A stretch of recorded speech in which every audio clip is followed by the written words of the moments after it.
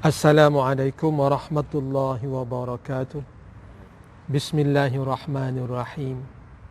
Alhamdulillahi rabbil alamin. Wassalatu wassalamu ala asyrafil anbiya'i wal mursalin wa ala alihi wa sahbihi ajma'in. Tuan-tuan yang dirahmati Allah Subhanahu wa taala, tazkirah kita pada hari ini bertajuk dibakar kerana takut kepada Allah Subhanahu wa taala. Hadis daripada Abu Hurairah radhiyallahu anhu, an Abi Hurairah radhiyallahu anhu, anin Nabi sallallahu alaihi wasallam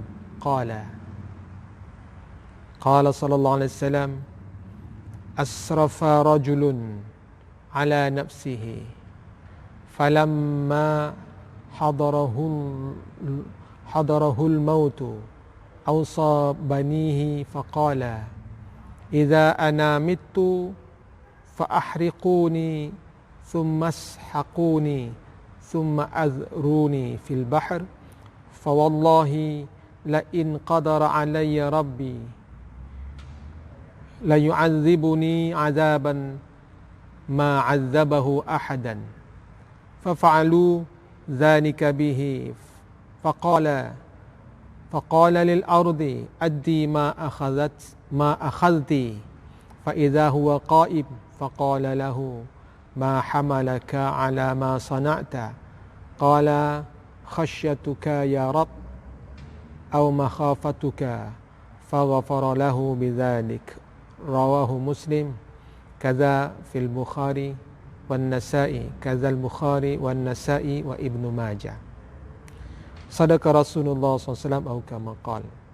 Hadis diriwayatkan daripada Abu Hurairah radhiyallahu anhu, daripada Rasulullah SAW. Rasulullah SAW bersabda, ada seorang lelaki, dia telah melampaui batas, bermaksud banyak buat maksiat. Dalam syarah dia kata tak ada sekali pun buat kebaikan. Asrafa rajulun ala nafsihi, terhadap dirinya sendiri. Falamma hadarahul maut, ketika maut menghampiri kehidupannya, dia sudah menghampiri kematian. Ausabanihi, dia memberi wasiat kepada anak-anaknya. Faqala, maka dia berkata, apabila aku ni mati, kalau aku mati nanti, fa'ahriquni, kau bakar aku, kau orang bakar aku. Thummasḥaquni, kemudian kau hancurkan. Yang dibakar itu hancurkan. Thumma azruni fil bahr, kemudian debu mayat aku tu kau taburkan dekat laut. Fawallahi, maka demi Allah, sekiranya Allah Subhanahu wa ta'ala dapat jumpa dengan aku, pasti dia mengazab aku. Satu azab yang tak pernah diazab sebelum ini. Takut dia kepada Allah Subhanahu wa ta'ala. La yu'adzibuni azaban ma 'azzabahu ahadan. Fafa'alu, maka dia pun buat. Bila dia meninggal dunia, anaknya telah bakar dia, kemudian telah hancurkan dia, hancurkan jasadnya, kemudian tabur dekat laut. Faqala lil ard, maka Allah Subhanahu wa ta'ala berkata kepada bumi, addi ma akhadti, kau kembalikan, bawa mana dia mayat itu, apa yang kau ambil itu. Kemudian fa idza huwa qaim, apabila mayat itu bangun, faqala lahu, apabila dia bangun. Jadi tuan-tuan yang mulia, saya tak lihat tafsir keseluruhannya, saya hanya ambil tafsiran yang sempat saya baca. Jadi fa idza huwa qaim ni, dia bangun tu di mana, wallahu alam. Faqala lahu, maka Allah Subhanahu wa taala bertanya pada dia, Ma hamalaka ala ma sana'ta. Apa yang membawa kau buat benda ni? Apa sang kau buat ni? Qala khasyatuka. Aku buat ni kerana aku takut dengan engkau. Dia betul-betul takut dengan Allah Subhanahu Wa Taala. Dia tak nak jumpa Allah Subhanahu Wa Taala. Takut dengan azab Allah Subhanahu Wa Taala.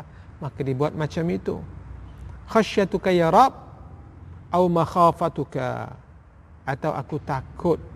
Khasyah makhafatuka, takut, gentar dengan Allah Subhanahu Wa Taala. Faghafara lahu bidzalik. Maka Allah Subhanahu Wa Taala ampunkan dosa dia. Hadis ini diriwayatkan oleh Muslim, Bukhari, Nasa'i dan Ibnu Majah.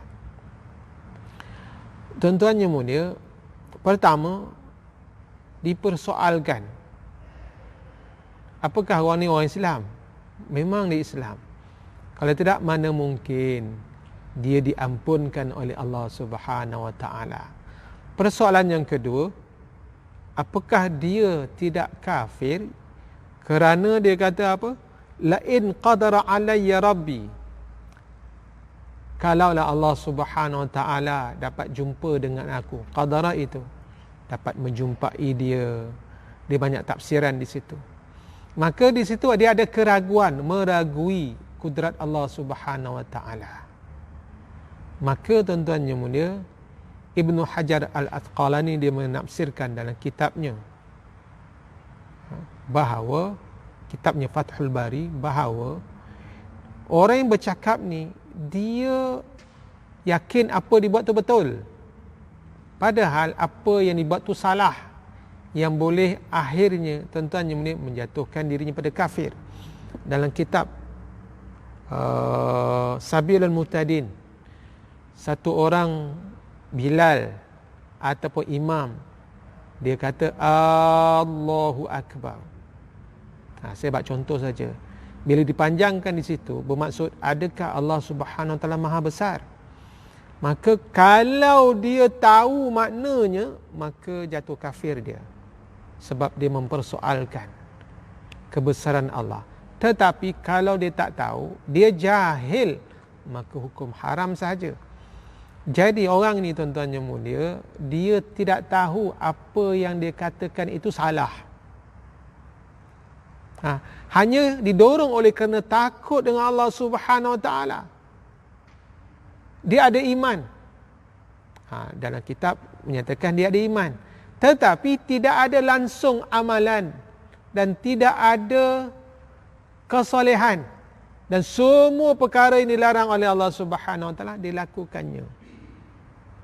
Tetapi ada iman dan ada takut kepada Allah Subhanahu Wa Taala. Dalam kehidupannya, akhir kehidupannya dia takut pada Allah Subhanahu Wa Taala. Sehingga tuan-tuan yang mulia, dia nasihatkan anak dia, wasiat pada anaknya, aku mati nanti, kau bakar aku, mayat yang rentung tu kau hancurkan, tabur kat laut, tabur penjuru sana sehingga tak boleh jumpa. Dia berharap dia buat macam itu, Allah Subhanahu Wa Taala tak boleh cari dia. Salah. Tetapi tuan-tuan yang mulia, oleh kerana kejahilannya, itulah yang dia boleh buat. Itulah yang dia boleh buat.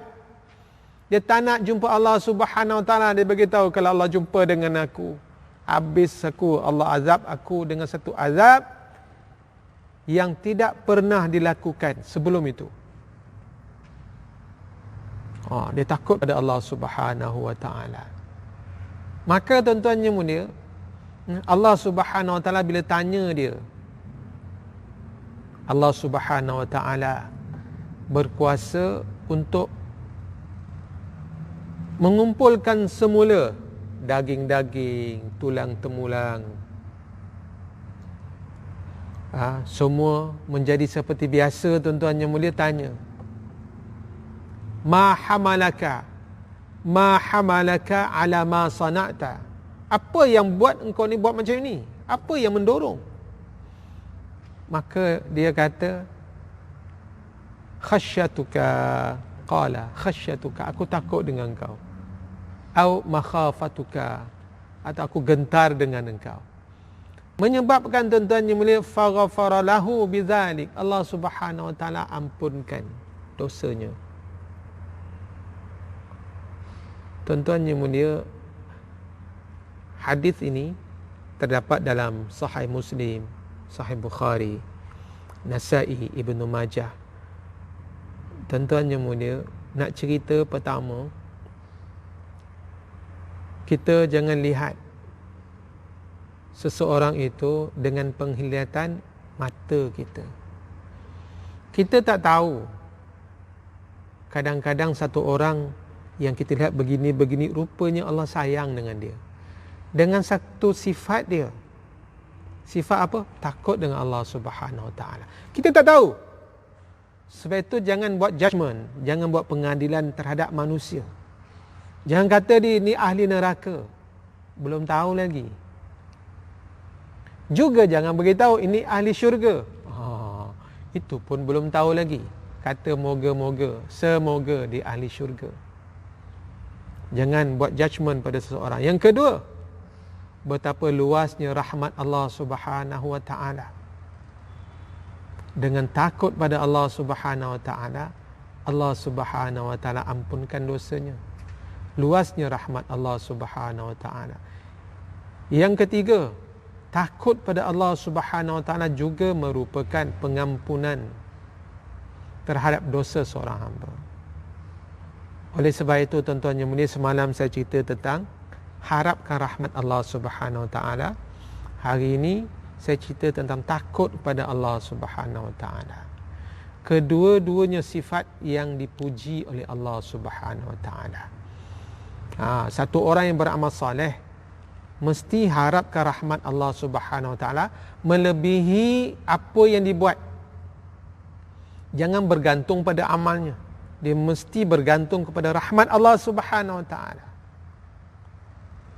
Seorang soleh juga jangan menyebabkan orang putus asa.